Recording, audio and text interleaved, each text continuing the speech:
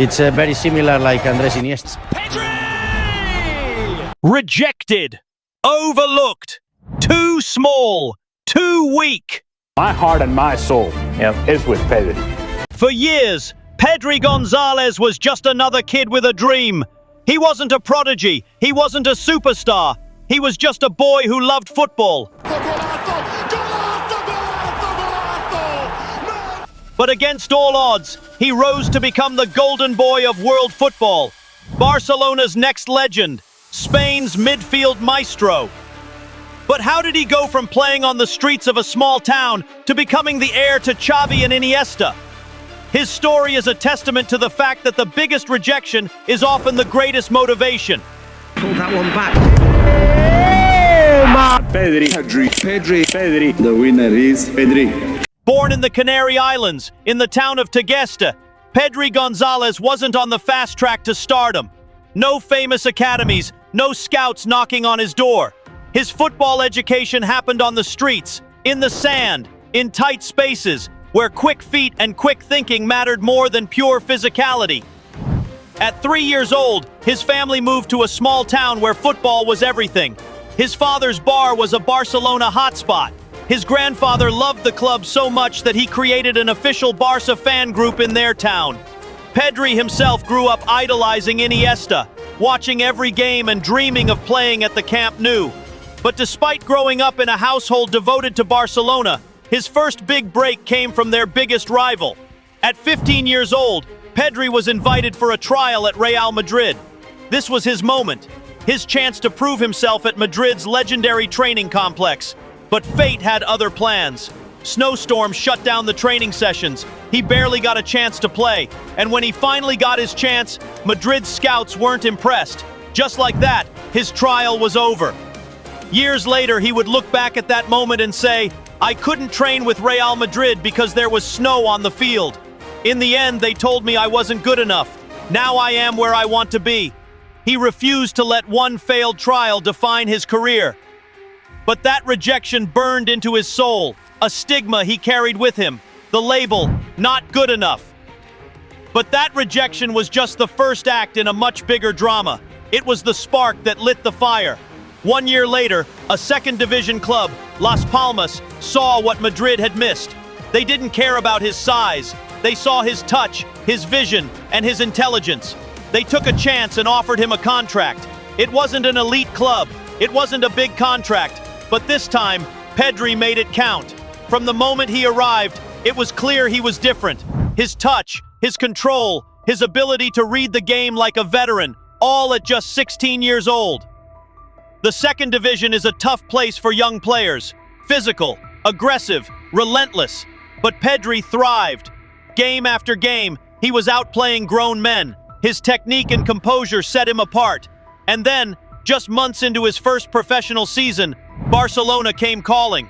It was a time when the club was falling apart. Messi's future was uncertain and financial issues were looming. Barcelona needed something, a fresh start, a new hope. They saw Pedri not just as another signing, but as a player who fit the club's identity. 5 million euros, that's all it took. A bargain signing, a low-risk gamble, a kid from the second division with no guarantees. Pedri didn't just survive at Barcelona, he took over the club. When Ronald Koeman took charge, he wasn't expected to rely on a 17-year-old fresh from the second division, but as pre-season progressed, Pedri kept proving his worth. The Dutchman, known for his direct style and preference for experienced players, saw something different in him. Others needed time to adapt, but Pedri, he was already playing like he belonged. He was given the opportunity to go straight into the first team, not as a backup, but as a key player, and Pedri delivered. Then came the moment the world noticed. It was a Champions League match against Juventus, Cristiano Ronaldo's team, a massive European night, and there was the teenager running the show, gliding past defenders, dictating play, looking completely unfazed. By the end of his debut season, Pedri had done more than just impress. He had become Barcelona's most reliable player. He played more minutes than anyone else at the club. He won the Golden Boy Award, officially marking him as the best young player in Europe. and he became the face of Spain's new generation, playing every minute of their Euro 2020 campaign and proving himself against the best in the world. He had gone from a second division player to one of the most talked about talents in world football in just one season, but there was a problem. Pedri wasn't just shining, he was being overworked. Game after game, tournament after tournament, no time to rest, no time to recover. He had barely turned 18 and his body was being pushed to the limit. And soon, it all started catching up to him. At just 18 years old, he had played more games in a single season than most veterans.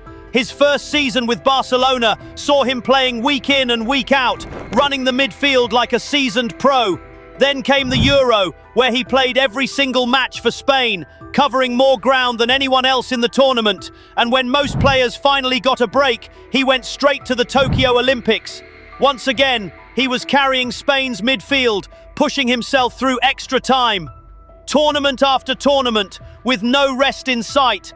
The numbers were staggering. 73 games, over 5,000 minutes of football, more than any other player in world football. Barcelona's medical staff warned of fatigue. The fans started questioning why he wasn't being rested. Because players like Pedri don't ask for a break. They want to play, they want to win, and they need to be protected.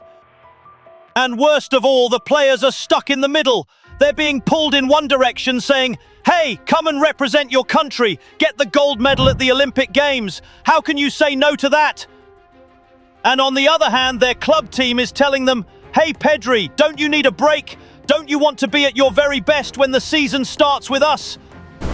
But Pedri never asked for a break, and for a while it seemed like he could keep going forever, but even the best engines overheat.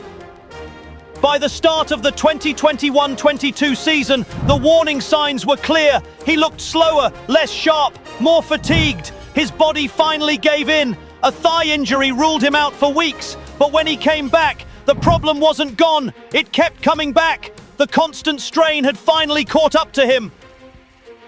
Barcelona, now under new management, had no choice but to step in. They shut him down for 4 months, giving him the recovery time he had never allowed himself. It was a brutal reality check. After months of recovery, Pedri returned to action in early 2022. Under Xavi Hernandez, his role became more defined than ever. Xavi made him central to Barcelona's midfield and shaped the team's play around his ability to control the game. And Pedri was the key to Barcelona's revival. His return immediately brought composure back to the team, and despite missing a significant portion of the 2021-22 season due to injury, his impact was undeniable. Barcelona finished second in La Liga, but it was clear that with him fit, they could achieve much more. In the 2022-23 campaign, Pedri became more than just a controller in midfield. He started influencing the final third, scoring crucial goals and dictating play in the biggest matches. His link-up with Gavi and Frenkie de Jong gave Barcelona complete control in midfield. Xavi's system relied heavily on structured possession and methodical build-up play, and Pedri was the one who made it all work. He had a 91.2% pass accuracy in La Liga, 2.2 key passes per game, more than 9 progressive passes per match, and averaged 1.5 dribbles per game. His ability to create chances from deep areas and maintain the tempo set him apart as one of the best midfielders in Spain. But the injury problem still followed him. As much as he contributed to Barcelona's success, his absences in key Champions League matches were noticeable. The team needed him fit, not just for domestic dominance, but to compete on the biggest stage in Europe. Barcelona had won La Liga, but the ultimate goal was to reclaim their status in the Champions League. This is where they decided they wanted an elite manager, Hansi Flick. With Xavi's departure and Hansi Flick's arrival, Barcelona entered a phase of tactical evolution. The slow, methodical possession play was replaced with a more direct, high-intensity approach, demanding quicker decision-making and relentless pressing. For Pedri, this meant another adjustment, but this time, he was ready. Unlike previous seasons where injuries disrupted his rhythm, his availability has significantly improved. Flick's system has given Pedri a more advanced role, allowing him to operate closer to the final third, where his vision and movement create more attacking opportunities. His presence in key areas has led to 4 goals and 6 assists, making this his most productive attacking season so far.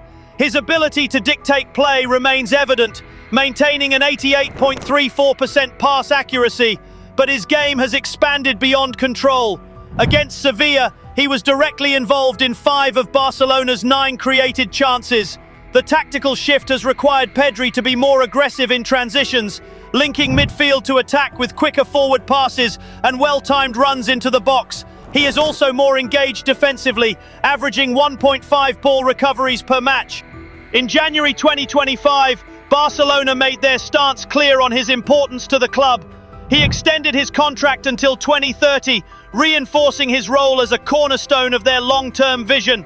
With Flick's high-pressing football taking shape, Pedri's adaptability ensures that he remains a key figure as the team transitions into a new era. Domestically, Barcelona has shown they can compete, with Pedri once again at the heart of their La Liga campaign. But the next challenge is to prove themselves in Europe. The Champions League remains the ultimate test. At just 22 years old, he has already achieved more than most players could dream of. He is no longer just a young talent with potential. He is the present and future of Barcelona. His story is a testament to the fact that rejection can be the start of something great. A reminder that greatness lies not in a player's muscles, but in their heart and will to never give up. Subscribe and like for more untold stories.